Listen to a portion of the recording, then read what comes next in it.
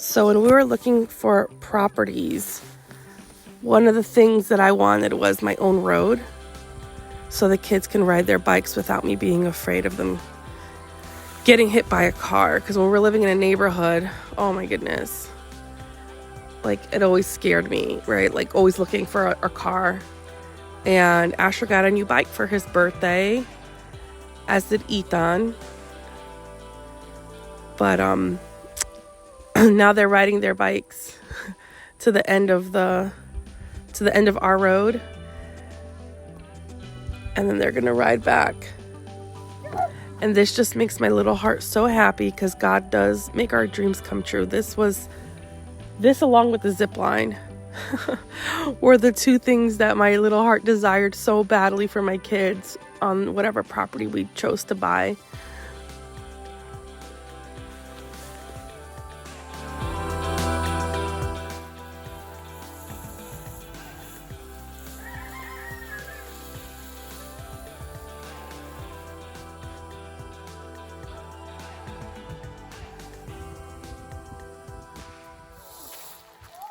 All right, so my first garden tour. How exciting is that? Let's start at the beginning. I guess because I'm linear, I have to start at the beginning. We have our two berry patches. We have blackberries and raspberries, blueberries, and another raspberry here. I think that this blackberry, this is what motivated me to plant them, because they were in their bins, and look, this one lost all its leaves, but there's some new growth right down here if you want to come see. So I'm encouraged that it's not dead. And that's what got me just planting all of them and getting them out of their pots. You can see the chickens have dug holes here. We have clipped their wings. They have a fence. That stops today though. No más. But they keep coming. I mean, it's much better than it was. But look, you can see holes that they've dug. They were playing in the soil. So, okay, now in this bed, oh yeah, so these are blueberries and a raspberry there. In here, I have two strawberry plants planted. I had more strawberry plants in my green stalks, but they died. These were in the green stalks and they weren't doing too good. So I put them in the soil here and they're doing better. They've come back. And then I just planted seeds about 3 days ago. So in here, I have lettuce and radishes. In here, I have carrots that I planted a couple of weeks ago, actually. And you can see they're coming up now. You can see some of the carrots coming up over here. I thought the frost killed them. I'm gardening in north central Florida, where we do get about two freezing nights a year. But this winter, I think along with the rest of the country, has been really cold. And we've had several freezing nights. So I had planted things thinking, oh, you know, if it freezes, I'll save them. Well, there were a couple surprise freezes. So I had to dump all my sweet potatoes. I had probably about 30 grow bags full of sweet potatoes that were growing beautifully, and beets. And I had to compost them because sweet potatoes are frost tender, and I didn't know that. So this is my first year gardening, so I'm learning everything brand new. We just moved to this almost 8-acre property. I was gardening on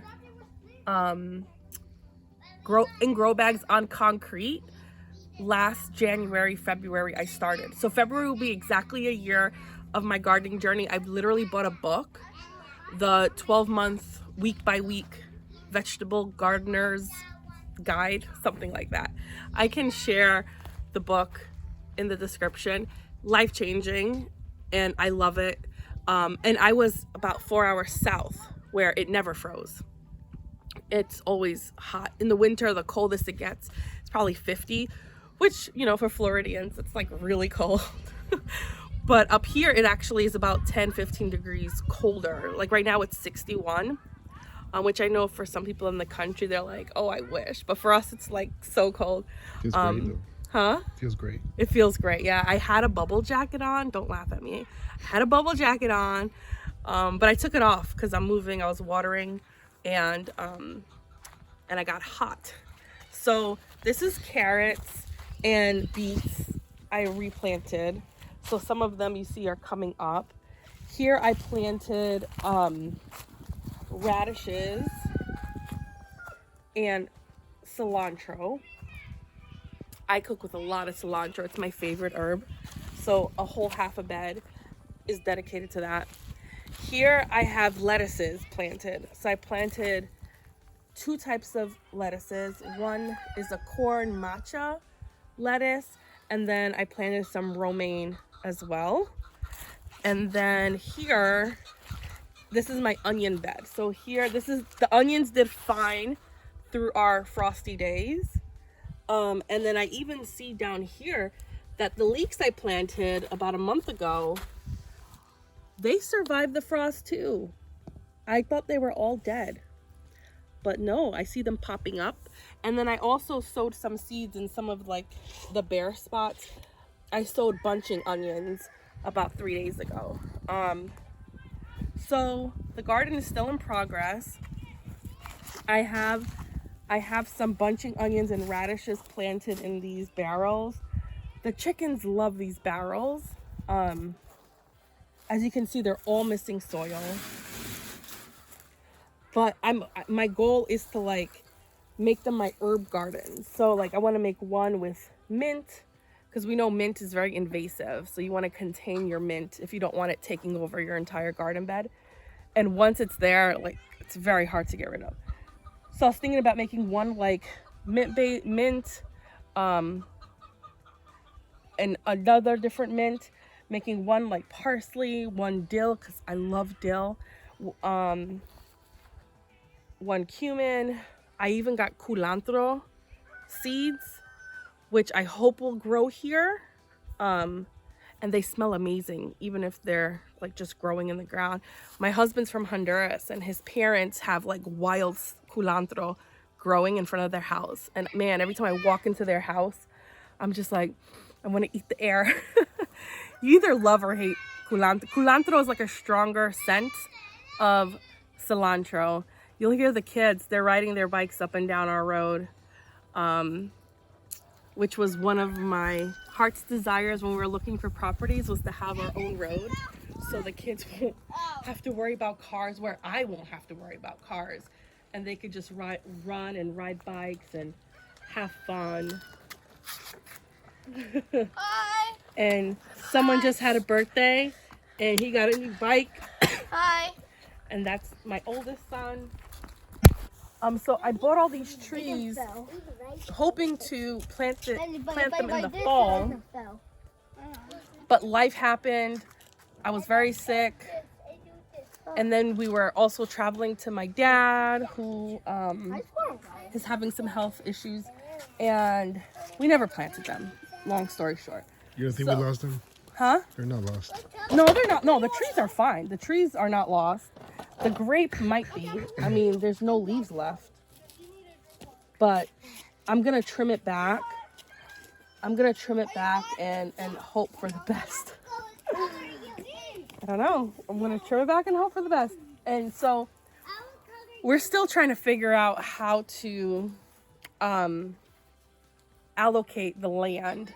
So we have just under 8 acres, and it's all, there's trees throughout, but it's all fenced and cross-fenced. I think we have, 1, 2, 3, 4, 5. We have 6 pastures that are fenced and cross-fenced, which is what I really wanted, because I knew I wanted animals like within quick reason, and I didn't want to deal with fencing. So it's expensive too. And it's really expensive, yes, to do fencing, especially right now with the price of materials. So one of the things on my checklist for our homestead was property that was fenced and cross-fenced. So we have 6 pastures that are fenced and cross-fenced. And then this is the front of my house. Now, why did I put my garden right in front of my house when I have so much land? Because I didn't want to forget about it. That's the honest truth as a new gardener. Out of sight, out of mind. Yes, as a new gardener, out of sight, out of mind. By the way, that's my husband holding the camera. I always thought I had a black thumb, but I don't have a black thumb. I was distracted. And if it's not first and foremost in your mind, your plants will die because you're not going to care for them. So I have found, even when I was gardening down south in my grow bags on concrete, I kept them right by the house so I wouldn't forget about them. So when we moved here, I decided to do the front of the house. And the goal is, if you turn around here, the goal is to make all of this a garden. Want to make a seating area. Maybe we have a fire pit behind the house, made with brick, loosely made with brick. It's kind of a mess. We have to actually make it nice. But I was thinking about putting a pergola somewhere here, because I will need shade cloth. I've been reading up about how to garden year round in Florida, and the issue here is that we have too much sun. So usually once it hits like end of June, July, it gets so hot here between July, August, and into September that you need a shade cloth, from what I'm understanding, in order to grow year round, because actually here people stop growing things during the months that most of the rest of the world is growing things. Because it just gets too hot. Like I think like tomatoes, the flower blossoms fall off when it's above like 95 degrees. And we have above 95-degree days all summer. So the plan is to make this the orchard. Like kind of like fence off half of this pasture in front of the house and put all the fruit trees up here. We're gonna leave some room so a car can drive to our barn, which is over there. So we're gonna leave enough room for a car, and the rest of this will be fruit trees. And I'm even considering, after we plant the fruit trees, because it's gonna be a couple of years before they're like producing a lot of shade. So I'm thinking about even plowing, or tilling is the word, right? Like shallow tilling this and planting corn here and sunflowers so that I can produce my own feed for the chickens next year. And then for us too, because I like corn and popcorn. So that's the plan. We're still figuring everything out. But my first thing that I did with the garden when we moved in June, end of June, was my rose garden, flower garden, which is here. It's really sad right now, but my mother-in-law was coming a few weeks after we bought the house. So I had to make the flower garden look really amazing. And it does look amazing in the summer. No, it's not. Now it looks like really sad, but I have roses here. I have lantanas are supposed to last all year. Those yellow ones are the only ones that Yeah, only my yellow bushes lasted. remained.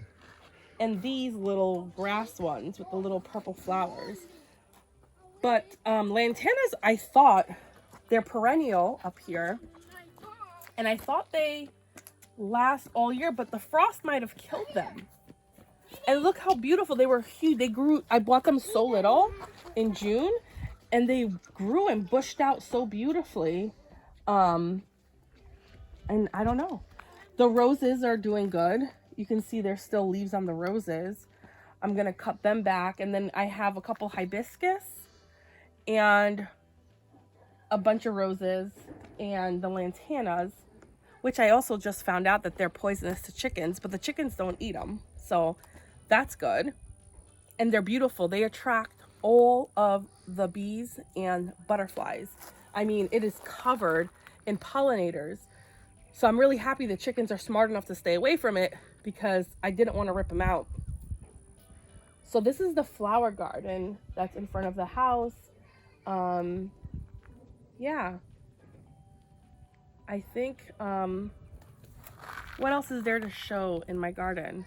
I did have some limelight, what are they called?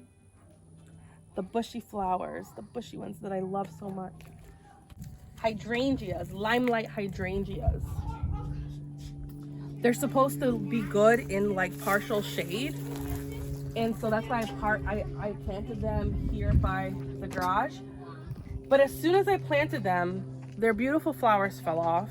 And I did put fertilizer that the nursery told me to put when I planted them. And we mulched really well. And all of the flowers fell off. I don't know. And I don't know if the freezes killed them because they were regrowing some flowers. We shall see in the spring. And these grasses were here when we moved here. These grasses with the purple flowers. Don't really love them. I don't know if I'm going to keep them. I do like the flowers, but I don't like how wild it looks. So I'm not sure what I'm going to do about this. The kumquat tree did great with the frost. All of the fruit though that was on it is gone. You can come closer. You can see because it already had blossoms on it. And look, the frost just literally destroyed them. Beautiful tree. It is a beautiful tree. But the baby kumquat that's over here,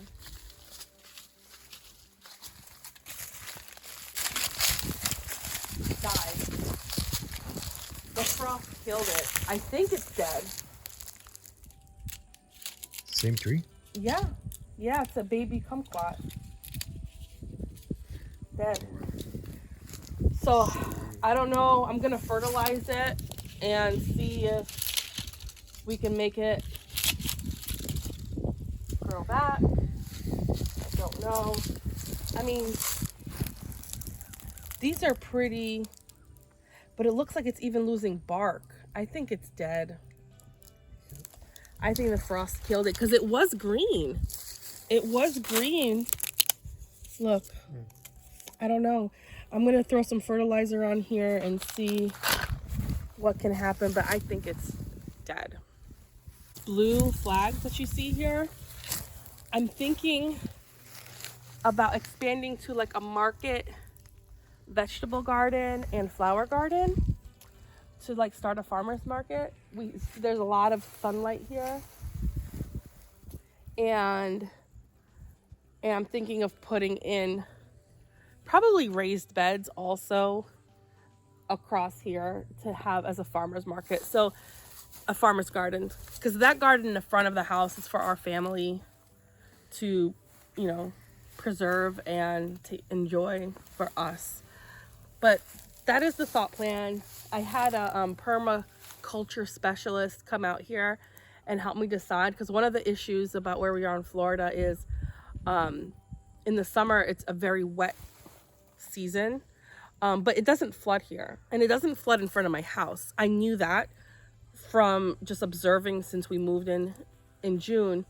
I knew these areas don't flood. I'm still learning the rest of the land, but that's also part of why I put the raised beds over there, because I know that it doesn't like pool. The water doesn't pool there. That this is the start of our homestead and our garden and my education as a brand new gardener. Like, I'm a city girl, grew up in Brooklyn, New York. It'll come out in my accent. It's mellowed a lot. I left New York. When did I leave New York? 9 years ago, almost 9 years ago. We left there and moved to Honduras, which is where my husband's from. And we had to move to Honduras, but it was amazing, 3 years. And then we moved to Florida 6 years ago, and we were in Central Florida on the beach side, on the coast. and there's no land there. We looked. And if there is land, it is ridiculously expensive. And you'd maybe get an acre for $1 million full of sand. So we ended up here, you know, and it's been amazing. We already have community. We've already met families that are also, we moved here knowing not a person, purely by faith. And we already got plugged in like almost immediately. Yeah, many people did the same thing. Right. It's crazy. Like a lot of people showed up at the same time buying properties and homesteading. And we just started our homeschool co-op. This was the first year. I was a science teacher. My husband's the art teacher. And so the kids already have friends, like right off the bat. What a blessing. And we were meant to be here, which, you know, that it just further shows that we are meant to be here. And we're just so excited to learn. We did have pigs over here, I should mention. And my neighbors shot them. They did get out of their pen. I don't know these neighbors. Bad fencing. It was learning. Learning, yeah. Big mistake. Learning. They were almost ready to go to the processor. And we were not planning on butchering them ourselves. Talk about, what is it? Being taught by the fire. What is that saying? Baptism by fire. Baptism by fire. So I was really sick. I had bronchitis for about 12 weeks. Long story, but I was in denial. I was sick. And then I finally got so sick that I actually ended up at the doctor. And we were coming home and we pull up to our garage and I'm like, Celio, I just heard the pig scream. And we're like, they're not in their pen. So this is where their pen is. They have like their own like 2 acres to like wander. And there's 2 ponds over there. So they had like shallow ponds. So they had water. They had a great life there. But as they got bigger, I don't know where they found the holes, because we walked the perimeter of the fencing and the fences are all whole. So I don't know how they got out. I honestly don't, because they were big pigs. I mean, and the whole... They figure it out. We don't know. It's a big mistake. We don't know. Anyway, they ended up down the road, across the street, through those trees, onto someone's property. I don't know. It just happened at the same time. We just arrived at the house. We heard the screaming, and they were coming back. They were hurt, but not completely dead. Like we didn't know they were shot. We didn't hear a gun. I thought it was a car that hit him. Then our friends told me, oh, maybe it was a dog. Right, because Celio said, I see puncture wounds. And so they're like, maybe a dog attacked them, because I know that a lot of our neighbors here have hunting dogs. And I was like, maybe a dog attacked them. But then it's okay. One of our friends is a veterinarian. He knew immediately it was a gunshot. He knew immediately and it was like mom's night. So it was mom's night out. So all the mamas were already on their way to my house so we can carpool together, because I was not giving up mom's night out even with bronchitis. Although it would have been canceled because I was so sick that day. But they were already on the way to my house, and mom's night out turned into boys' night out, because the boys, processing the pigs. all the husbands were processing 2 huge pigs. Thank God one of our friends is a veterinarian, and the other friend has all the gadgets. Like, he had the thing to pull up the animals, to like lift them in our barn, and he had the knives and everything. The knives. He had the burner to like heat the pot to dunk them. He had all the gadgets. Our other friend had all the knowledge, and Celio, my husband, was learning and like being a second pair of hands, like helping. And then I was making them tea. So they were here so the pigs got shot around 5 or 6, because the mamas were coming to my house for 6 o'clock for mom's night out. And so they to 3 o'clock. Huh? Till 3 in the morning. So from 6, they started at 6. And thank goodness they were on their way here. because the pigs were suffering. The mama pig, so we had a boy and a girl. They were brother and sister. They were the sweetest pigs. I love them so much. I was so sad that this happened. I actually like look for them every time we drive down the driveway. I look for their floppy ears in the pasture. Like they were so sweet, and even when they were big, I could go be near them and they didn't like push me, they didn't attack me, they didn't bite me. They were so sweet. And the mama was very hurt. The mama had to be put down, and then the boy was shot in the shoulder. So, here in Florida, you trespass, you get shot. I mean, that's the truth of the culture in Florida. And I guess I don't know those people. We know our 2 next door neighbors, and they don't know anything, because I asked them. They're like, yeah, we heard, we saw what happened. And he was like, were those your pigs? I was like, yeah. But they don't know anything, and I don't know the people over there. So so my goal was to just feed them well and take them to a butcher and get my pork chops, my bacon, my sausage prepared already for me. Now I just have chunks of pig in my deep freezer. And now I have to figure out how to churn those chunks of pig into pork chops, pork butt, bacon, sausage, all the things. So if you have any advice, please comment below, because I don't know what I'm doing. I am a very good cook. That is one of the skills that I have been actively working on since the age of 7. I'll get more into that story maybe in another video, because this video is getting really long. But I had to start cooking for my family around the age of 7, and it is definitely one of my passions. And farm to table cooking has always been a passion of mine, but now I'm actually able to grow my own produce, because in New York City I would just go to the farmers market every Saturday and support local farmers and buy farm to table and cook farm to table that way. But I'll do another video about my backstory another time. So I think this will wrap up this video, my first garden tour, homestead tour, all the things. Any questions, I'm an open book. Comment below, and any advice, comment below. I look forward to hearing from you and to seeing and meeting so many of you in this amazing homesteading community. All right, take care. Bye.